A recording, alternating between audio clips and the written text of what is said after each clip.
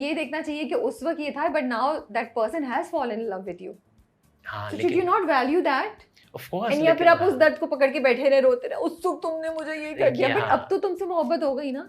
हाँ, लेकिन उसमें वक्त लगता है ना, वो चीज जब आपको पता लगेगी। तो मतलब बेसिकली हम लोग नाशुक्र हैं ना, जो चीज पास हम उसकी वैल्यू नहीं करे, जो नहीं थी उस पे रोते रहेंगे। ये सबके साथ ऐसा ही होता है। देखिए वही वाली बात है कि बाद में एहसास होता है। बड़ा ही इंटरेस्टिंग था जब वो शादी हुई, अंदर आई और उसने ना फूल उतार के फेंकने शुरू फेंक दिया और बेचारी ने फेंक के लगा रही है और वो लगा रही है। I was like oh my goodness. हाँ, नीचे एक कमेंट भी था कि किसको एंजाइटी हो रही है ये सोच के कि रोहान आएगा कमरे में और फूल गिरे हुए देखेगा। I was thinking exactly, I was like explanation क्या देगी उस बेचारे को। एक तो वैसे वो भी अपने दोस्तों के साथ चलेगा, भाई ये नहीं मुझे समझ आई, सॉरी। हाँ, ये नहीं समझ आई। नहीं, वो गया कहीं नहीं है, बाहर लॉन में। व्हाटएवर, अंदर तो नहीं आए, शादी हुई है, दुल्हन बैठी हुई है, तुम इतनी रो धो के तुम लेकर आए हो उसको। हाँ, ठीक है, अब जाके दोस्तों के साथ बैठे हुए। ये रस्म होती है एक दोस्तों की। हमारे तो मेरे तो इतने दोस्तों की रस्म होती है। हाँ हाँ, जैसे रास्ता रोक आई है ना कि जब दूल्हा आता है तो लड़की सब लोग चले गए, दूसरा कपल अपने कमरे में चला गया, बड़े भाभी आशिर की कोई दोस्त नहीं है ना, मेरे दोस्त है।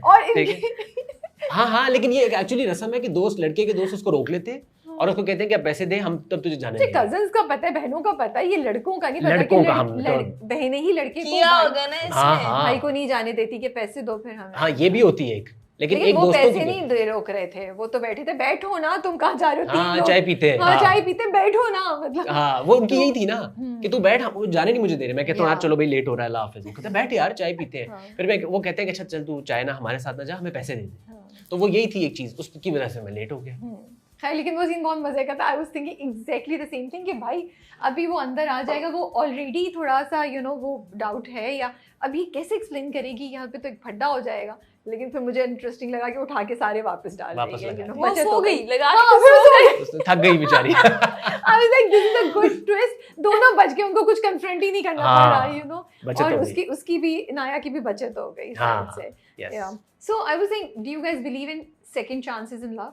क्या मोहब्बत में अगर किसी से गलती हो जाए तो आप उसको सेकंड चांस दे सकते हैं, या फिर नहीं भाई एक गलती का मतलब ही इंसान दोबारा करेगा? अब जैसे इसी में Rohan, should Rohan give a second chance to Inaya once he finds out? But generally भी बताते और ये भी बताते। आई थिंक हाँ, मैं पहले एज अहमद रंधावा मुझे लगता है कि बिल्कुल सेकंड चांसेस देने चाहिए। इंसान है, गलती होती है, और अगर हाँ बस ये देख लेंगे अगर ये एक पैटर्न तो नहीं है एक इंसान का, जो कि अगर फर्ज करें अगर चीटर है तो वो हैबिचुअल है, ठीक है, क्योंकि कुछ चीज़ें होती हैं फितरत कि वो आप बार बार करते हो, बदतमीज हो या जो भी है, लेकिन कुछ चीज़ें होती हैं जो आपसे भूल हो गई, जैसे इससे हुई है। तो इस तरह के केस के अंदर तो ऑब्वियसली यार आप माफ़ी का वो मार्जिन हमेशा होना चाहिए। बट चीटिंग पहली दफ़ा माफ़ होनी चाहिए। चीटिंग नहीं, देखिए वो फितरत है, और वो आई थिंक कि वो ऐसी चीज़ है जो सोच समझ के करता है वो चीज़। हाँ, वो गलती, वो भूल नहीं है कि आप जैसे कहते हैं ना एक इनोसेंट मिस्टेक, ठीक है, वो नहीं है। Cheating is not that. वो आई थिंक मेरे लिए दैट्स अ रेड लाइन, उसका कोई मजाक नहीं है। लेकिन जो इस तरह की कोई चीज़ हो गई कि आपने मिसकम्युनिकेशन हो गई या बताया नहीं, उसको तो मोहब्बत ही नहीं, वो तो मुझसे शादी करना ही नहीं चाहती थी, उसको किसी और से प्यार था, माँ बाप ने जबरदस्ती कर दी। Now that she is in love with Rohan, तो आई थिंक रोहान को माफ कर देना चाहिए। What about you, Inaya? Sorry Iman, आप क्या समझती हैं, माफी मिलनी चाहिए मोहब्बत में? मैं एग्री करती हूँ इस चीज़ पे कि धोखा हो गया या चीट करना हो गया या झूठ बोलना हो गया, उस चीज़ की माफ़ी नहीं है, बट हाँ चांस मिलना चाहिए एक दफ़ा। And joint family system, because the drama is talking about it. उसके सारे डायनामिक्स के जब आप रह रहे होते हैं तो किस तरीके से, सास नहीं भी है फिर भी बड़ी भाभी ने जिंदगी आजाद की है। बिल्कुल हाँ। और आपको पता है इन रियल लाइफ सनिया जी बिल्कुल डिफरेंट। आई एम श्योर, हाँ, शी इज अ स्वीटहार्ट। तो जॉइंट फैमिली सिस्टम ये और नहीं, यस और नो? मैं तो कहती हूँ yes. Do you live with your grandparents और somebody? जब हम लोग बड़े हो रहे थे ऑब्वियसली फ्लैट हो गया, कमरे, चीज़ें छोटी पड़ी थी तो हम लोग ने अलग ले लिए थे, बट मुझे अपने आगे की ज़िंदगी में कि हाँ जॉइंट फैमिली होनी चाहिए। तो स्ट्रेस नहीं होता कि इतनी इंटरफेरेंस होगी, इतना कुछ होगा? तो देख के करे ना इंसान, किन लोगों में करे। That's interesting. What about you?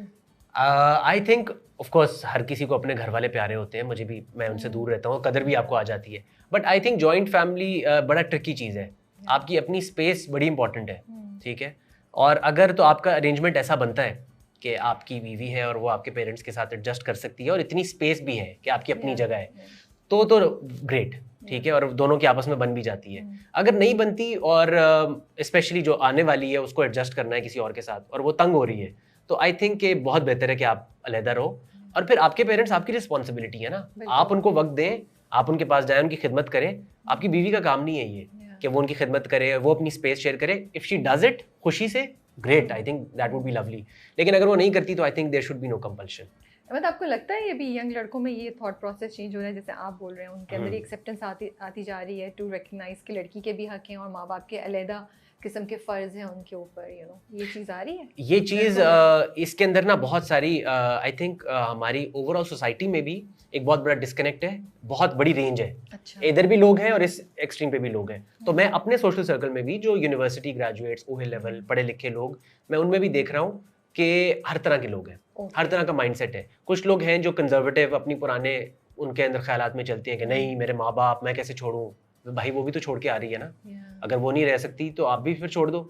तो ये इस तरह की है। और कुछ लोग ऐसे भी हैं जो बहुत प्रोग्रेसिव हैं और लिबरल हैं, उनको इस बात का एहसास है कि भाई उसकी स्पेस भी इंपॉर्टेंट है और किसी के साथ रहना आसान काम नहीं है, ठीक है, इट्स वेरी डिफिकल्ट एडजस्ट करना। और फिर अगर उसके ऊपर फिर इंटरफेरेंस भी आ जाए और रोकना, पाबंदियां कि इस टाइम क्यों आई, इस टाइम क्यों उठी, इस टाइम क्यों सोई, तो आई थिंक फिर बहुत मुश्किल हो जाता है। फिर अगर आप अपने पेरेंट्स को ट्रेन कर लो कि भाई अगर मैं रह रहा हूँ साथ तो आपकी भी इसमें फायदा है, आपकी औलाद आपके साथ रह रही है, तो फिर आप भी थोड़ा इवॉल्व करें कि जो आई है उसके ऊपर आपका कंट्रोल नहीं है। हाँ सच बात है यार, आपका बेटा है, आप उसको रोके। ये एक बड़ी इंटरेस्टिंग, बिकॉज जमा तकसीम ड्रामा जो है वो भी ये भी बात कर रहा है, आप लोगों का ड्रामा भी, चालबाज भी ये कर रहा है, मेरी बहुएं भी कुछ इसी तरह की बातें कर रहे हैं। There are 3 dramas going on there, all talking about, you know, a joint family system and how the dynamics are changing। और हर में बहुओं की बहुत डिफरेंट टाइप्स दिखाई है, उसी तरह लड़कों की भी बहुत डिफरेंट टाइप्स दिखाई हैं।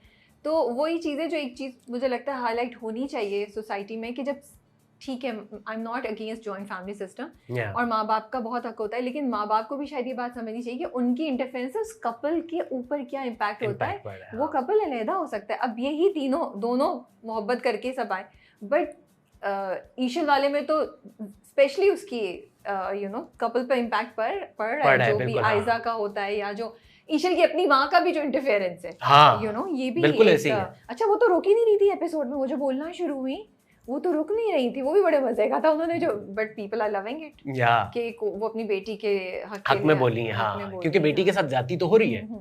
आपकी बिल्कुल वही बात है कि और जो हमारे से एक ऊपर वाली जनरेशन है, उन खवातीन की अपनी स्टोरीज भी अगर आप सुने तो पूरी हॉरर स्टोरीज है कि उनकी सासों ने उनके साथ क्या क्या किया। हम सबने अपनी अम्मियों से सुना हुआ है कि ये होता था, खाने पकवाने, एग्जैक्टली, लोग तो रिलेट भी कर रहे हैं, कमेंट्स आते हैं, हाँ मेरी नंद ऐसी है, मेरी सास ऐसी है, या मेरे इन-लॉज भी इस तरह के। हाँ, एक्चुअली पावर डायनामिक्स भी होती है, मुझे लगता है जब एक बहू ऑलरेडी हो और फिर जब 2 नई बहुएं आ जाए, उनका सिस्टम डिफरेंट है। हाँ। तो वो सोच, और वही होता है ना, ऐसे कहते हैं ना, सबसे बड़े बच्चे पे सबसे ज्यादा सख्ती होती है, तो सबसे बड़ी बहू पे सबसे ज्यादा सख्ती है। अब आगे आने वालियों को थोड़ा रिलैक्स मिले तो फिर वो भी होता है कि उसको भी गुस्सा आता है, मुझे तो नहीं था, ये इतनी देर तक बैठे हुए हैं, I was not allowed to. Interesting, the drama is making you think about a lot of conversations, important conversation start हो रही है। अच्छा, इनाया जो शायान के साथ इन्वॉल्व थी, पहली मोहब्बत उसकी, ठीक है, अब इनाया ने तो अपनी तरफ से एक अच्छा इंसान चूज किया और वो उससे प्यार भी कर रही है, लेकिन हम थर्ड पार्टी ऊपर से देख रहे हैं तो हमें नजर आ रहा है that he was a red flag, और अब तो वो बिल्कुल ही उसने।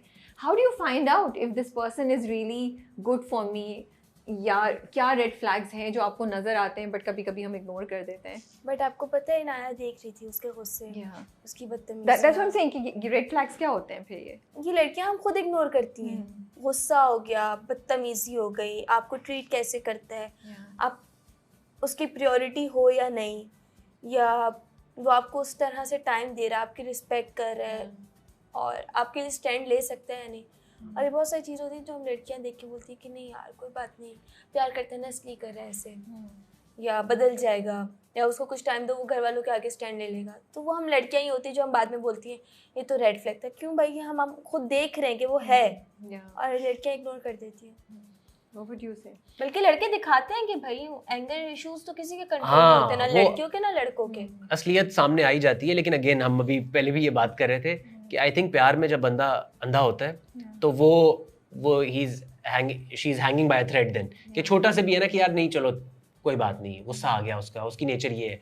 तो आई थिंक हाँ, ऑब्जेक्टिव थोड़ा होके अगर आप देखो तो अंदर से आपको, मैंने I have seen so many girls, मेरी दोस्तें वगैरह, जिनका हमें नजर आ रहा होता है कि यार तुम पागल हो, why are you putting up with this, लेकिन वो वही होता है कि यार उस टाइम गुस्सा भी आ जाएगा, कहेंगे भी कि ऐसी की तैसी इसकी, ये बाहर में जाए, ये वो, लेकिन जब वो वापस आएगा और वो